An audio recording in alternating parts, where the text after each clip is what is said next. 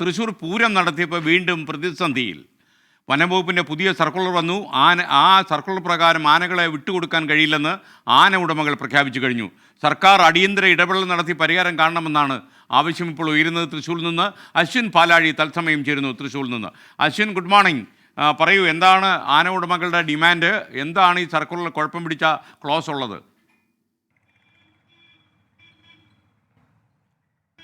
Good morning. ഇന്നലെ രാത്രിയാണ് വനം വകുപ്പിന്റെ ഒരു പുതിയ സർക്കുലർ വന്നത്. ആ സർക്കുലർ പ്രകാരം കർശന നിയന്ത്രണങ്ങൾക്കപ്പുറം കർശന നിരീക്ഷണമാണ് ഏർപ്പെടുത്തിയിരിക്കുന്നത്. പ്രത്യേകിച്ച് ഈ തൃശ്ശൂർ പൂരത്തിന്റെ ആനകളെ പരിശോധിക്കാൻ വനം വകുപ്പിന്റെ വലിയൊരു സംഘമാണ് എത്തുന്നത്.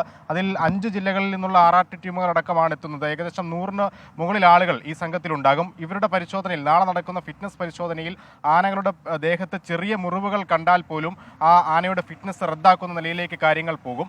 ഇതിലാണ് ആനയുടമകൾ എതിർപ്പറിയിച്ചിരിക്കുന്നത്. അങ്ങനെ ചെറിയ പ്രശ്നങ്ങൾ, അതായത് ചെറിയ മുറിവുകൾ, കാലിലോ മറ്റോ ചെറിയ മുറിവുകൾ പോലും ഉണ്ടെങ്കിൽ അത് ഫിറ്റ്നസിനെ ബാധിക്കും. അത് അവരെ ഈ ഒരു സീസൺ കാലം മുഴുവൻ അവരുടെ പ്രവർത്തനങ്ങളെ പ്രതികൂലമായി ബാധിക്കുമെന്നുള്ളതാണ് ആനയുടമകളുടെ നിലപാട്. അതുകൊണ്ട് പുതിയ സർക്കുലർ പ്രകാരം ആനകളെ തൃശ്ശൂർ പൂരത്തിന് വിട്ടു നൽകാനാവില്ല എന്ന തിരുവമ്പാടി ദേവസ്വത്തെ അടക്കം, പാറമേക്കാവ് ദേവസ്വത്തെ അടക്കം ആനയുടമകൾ അറിയിച്ചു എന്നുള്ളതാണ് തിരുവമ്പാടി ദേവസ്വം ഇപ്പോൾ നമ്മളോട് പ്രതികരിച്ചിരിക്കുന്നത്. അതുകൊണ്ട് അടിയന്തരമായി ഈ പ്രശ്നത്തിൽ സർക്കാരിൻ്റെ ഇടപെടലാണ് ദേവസ്വങ്ങൾ ആവശ്യപ്പെടുന്നത്. ഈ പ്രശ്നം പരിഹരിച്ച് നിലവിൽ തുടരുന്ന പ്രതിസന്ധി, ആനകളെ ലഭിക്കില്ല എന്നുള്ളൊരു പ്രതിസന്ധി മാറ്റേണ്ടതുണ്ട്. 15 ആനകൾ വീതമാണ് ഇരു ദേവസ്വങ്ങളും അണിനിരത്തുന്നത്. അങ്ങനെ ഏതെങ്കിലും തരത്തിൽ ആനകൾക്ക് ഫിറ്റ്നസ് നഷ്ടമായാൽ ഈ പൂരത്തിൻ്റെ നടത്തിപ്പിനെ തന്നെ അത് അടിമുടി ബാധിക്കും എന്നുള്ളതാണ് ദേവസ്വങ്ങൾ പറയുന്നത്.